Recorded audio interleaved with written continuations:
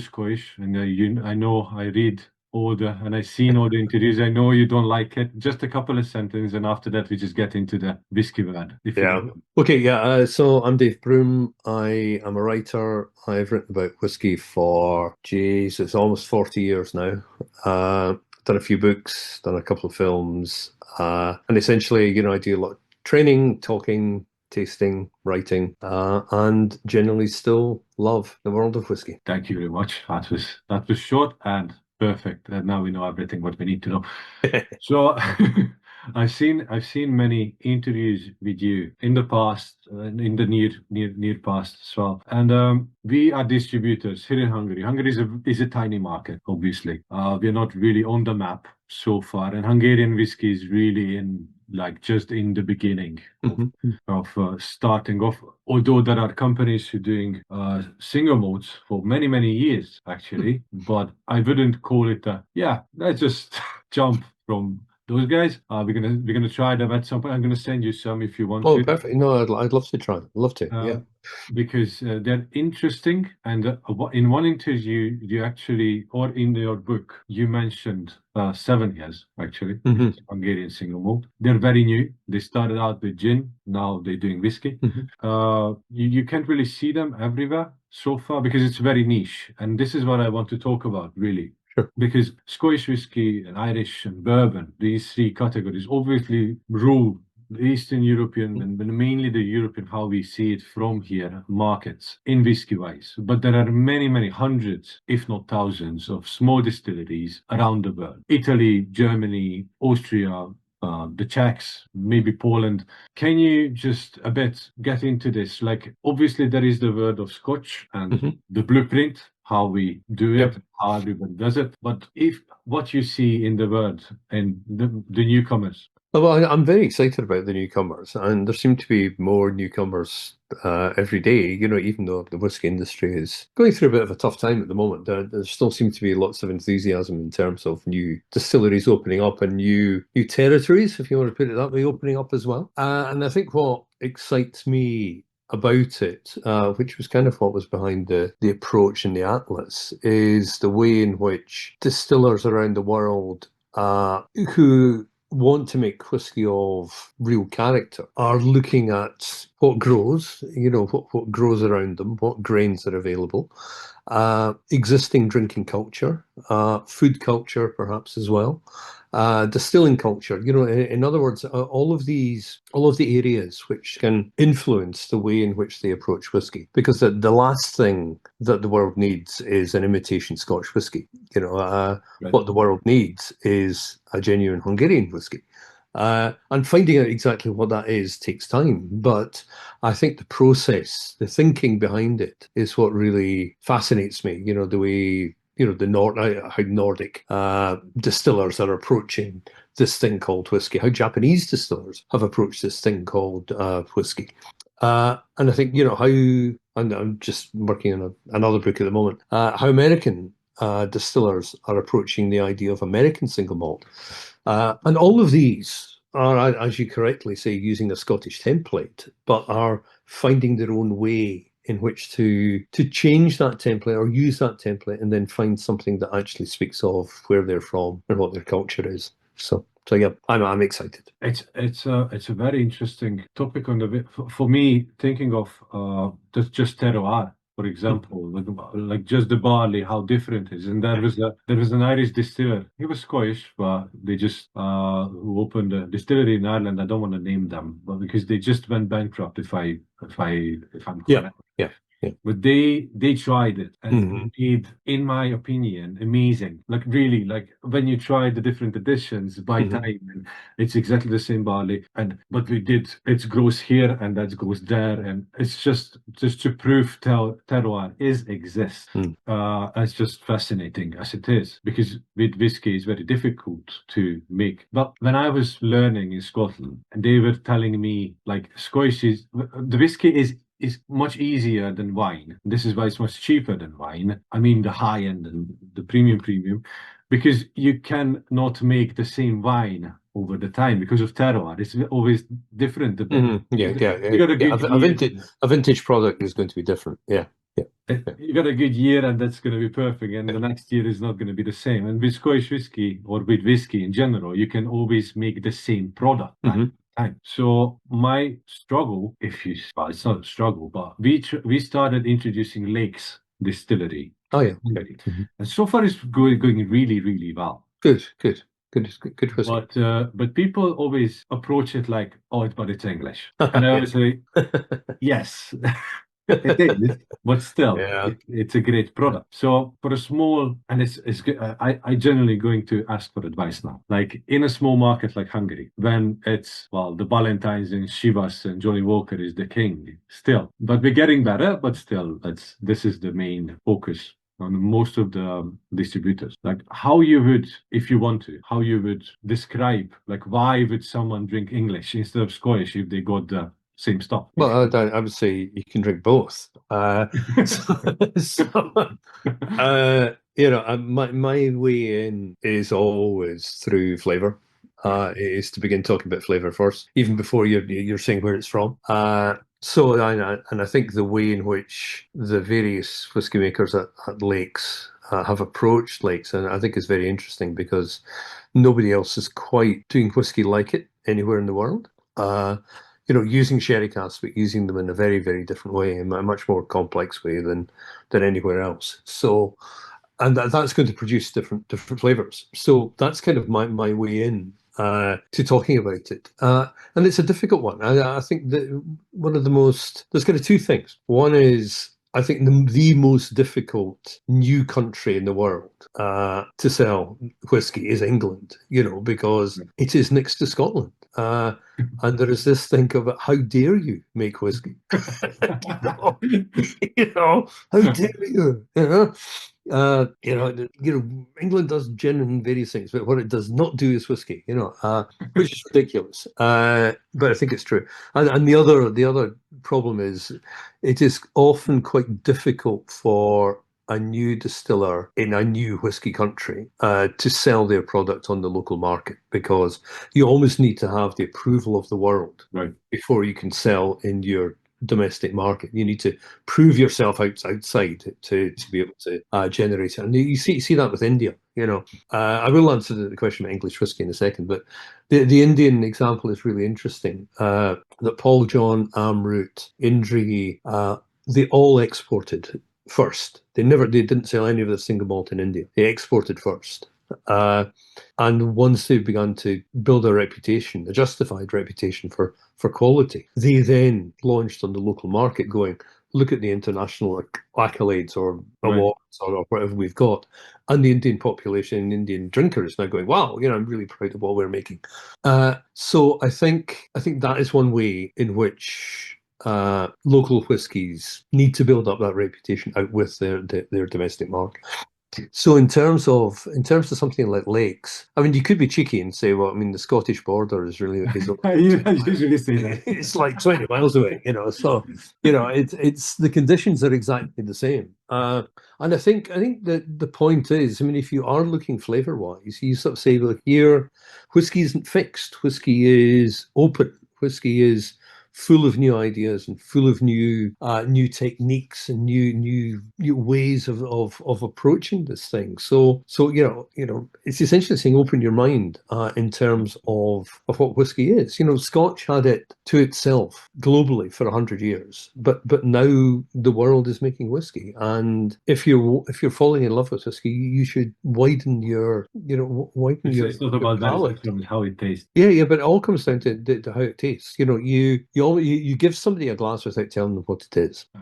Here's a glass of whiskey. Do you like it? And if they say yes, and you say, well, this is where it's from, or this is how it's made. That's where these flavors are coming from. Oh, by the way, it's from England. So you've kind of got round it, rather than that resistance. Oh, I'm not going to try anything from England because they shouldn't make whiskey. It's sort of saying, try it, taste it. Do you like it? If you do, boom, because I'm pretty sure you will. Then you move on. That's good stuff what they make. Now we obviously we are tiny, but we have tried to expand views. Right now we're checking out the Czechs. Obviously, it's an easy and close close by. Yep. We had a small chat with Germans, one of the independent bottlers. They sent us samples. We tried them. Yeah. Many distilleries, six or seven distilleries, whiskeys we tried. Nice. But right now it's Pokeno, what's on the list. Oh, right. Yeah, cool. So they made it. Well, we are Tully Bardeen's official here in Hungary. Ah, okay, yes. So You know, as the same family connection. Yeah, yeah. It's quite easy to get Pokeno for us. So that's the new but we Nice, nice. He's with making New good stuff. Zealand in general. We are very interested, mainly in wine, obviously. But while now we learned that they have whiskey, we were like, yes, we need to find it out. So these micro distilleries all around the world, they are not how I see it. They should make a huge change locally, right? Like local people should drink local, so there's no carbon footprint and no other. We can explain it so in so many ways. But I think, and I'm curious what you say, but I think we are still very far from that at this point. Everybody just drinks what's in the 50-mile radius. Like, what do you think? At some point, we're going to reach that, and everybody's going to turn away from the global big brands, and everybody's just going to drink. It's a great It's a great question, and I've been thinking quite a bit about that recently, mainly because of the kind of pressures that the whiskey is under at the moment, and the way I see kind of whiskey evolving is the big brands will always exist, and big brands make good whiskey. There is nothing wrong with Ballantine's. There's nothing wrong with Johnny Walker. They're great whiskey. Nothing wrong with Glenfiddich 12-year-olds. It's a great draft. So big brands are important. Big brands establish this thing called whiskey. So it's not an either or. It's not one or the other. It's not good or bad. It's not either big brand or small. But the way I see the whiskey market evolving is almost like a wine market to some extent. That you will begin to see, you will have drinkers who will be really happy in drinking the big name brands and the generic, reasonably priced, doesn't really matter where it comes from. You know what an Australian Chardonnay is going to taste like, or a New Zealand Pinot or whatever. And then there will be those wine producers who are looking at wine in a different way and looking at old varieties and older techniques and trying to do something different and having the ability and the flexibility, because they're small, to be able to try new and different things. So what I'm seeing at the moment is that whiskey, there's kind of like two paths in the whiskey industry. There's the kind of the orthodox way of making it, the big brand way of making it, satisfying volume, good quality, good price, boom, that's your pathway. And then there's this other smaller distiller looking at the craft of making whiskey in a new way. And I think both can coexist. I think where it becomes difficult, you still there? Yeah. Yep. Sorry. I just lost your picture. No. It's you're absolutely right. I think where it's difficult is if you're stuck in the middle. If you're a medium-sized company who want to have volume, what route do you take? Do you follow the big guys, in which case you don't have the same budgets as the big guys, or do you kind of go down the small route? So I think the middle-sized companies are actually under more pressure almost from an intellectual point of view and a business point of view. But I'm intrigued as to the parallels that I'm seeing globally between wine, the way that the wine industry is evolving and the way the whiskey industry is evolving. Right. And do you think that's an impact in well, obviously, but in the grain? Because I give you an example. No. Yeah. So no, please. Yeah. I'm immediately agreeing with you. So we just been up in Prague, and they invited us to the Radlik distillery, and he's making chocolate malt. Okay. So it's a whiskey from chocolate malt, and it's absolutely stunning. Yeah. And obviously, chocolate malt is mainly used for beer, right? Because that's how they make port and stout, I think, use chocolate as well. But for whiskey, I've never seen it before, and he just put it out from the cask. Just give us some. And he was like, it's not ready yet. So it was under sea, but I was like, Jesus Christ. That's some serious stuff. I mean, that's ready. You got a lot of Like, flavor from chocolate malt. I would bottle that like right now. And it's tiny. Like it's really a brewery, and they don't really on the whiskey line. They make other fruit spirits. Sure. What's traditional for the region and for the country. Mm-hmm. But the chocolate malt was absolutely stunning. So do you think everybody's just going to start, especially the small ones, experimenting like him to? I think so. Yes, I think this is where the advantage of being small is, and almost a necessity of how to survive if you're small. A big company can't afford to do 100% chocolate malt because the yields are catastrophically low. So you would lose. If you're a distillery that's, making 1 million liters or even 500,000 liters, so your mash size is big to begin with. That's a incredibly, it's a really daft way to go because, the cost of the whiskey at the end of it to justify the cost, the price is going to be crazy high. But if you're a tiny distillery, you can actually afford it. You can afford to put a small amount of, increase the price a small amount and begin to play around with different yeasts or different barley varieties or different specialty malts or whatever. And that's where your flexibility is. What I was saying, a while back. That's kind of where it's kind of similar to wine or beer. Aye. You've got the massive, the multinational brewers, but you've also got craft brewers, and they coexist. You can have your lovely generic, pint of whatever, and you've also got wonderful specialist breweries. So why shouldn't that be the case with whiskey?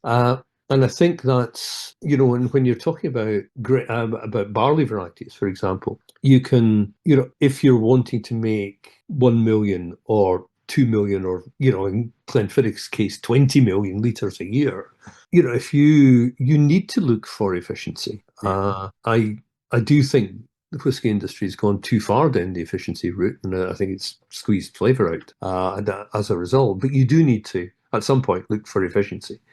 And if you have a low-yielding barley variety, then you're going to be making less whiskey. It's going to be more expensive, etc., etc.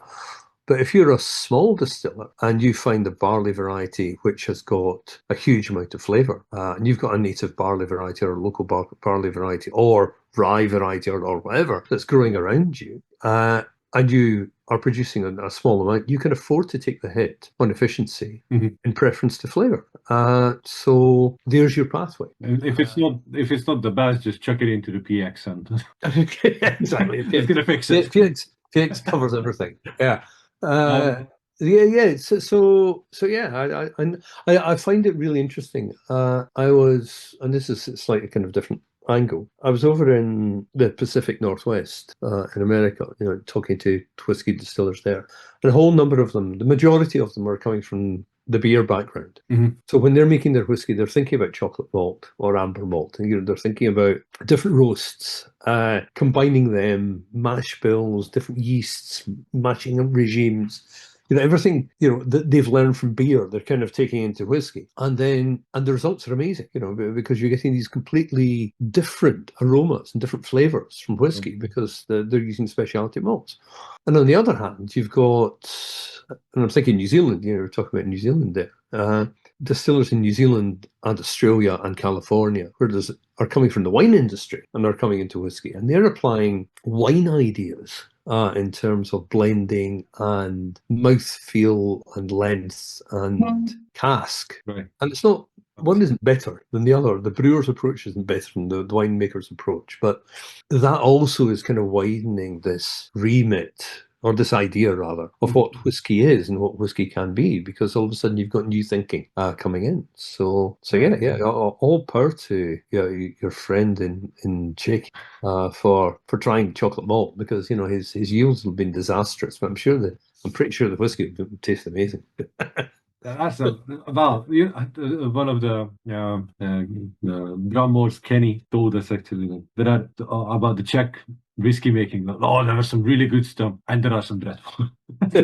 Well, that's the same everywhere, isn't it? It takes time. It takes time to understand what you set out wanting to make something. It takes time to kind of work out how to get to that point. Also, your distillery will decide what it wants to make. Right. Every still is slightly different, and you might set it off, say, right, I want to make it here, and the distillery will kind of go, no, I'm going to be over here a wee bit, and it's one of these weird things, that the distillery as a whole will actually be a participant in all of this, Do we and it see takes the time. It just takes time to. There's very few whiskies. There are very, very few new distilleries where I've tried the new make and gone, bam, you've got it right first time. Very, very few. And that's fine. And that's good. I mean, I know of distilleries who have deliberately gone, right, we're spending the first year or even 2 years working out exactly what this kit can make.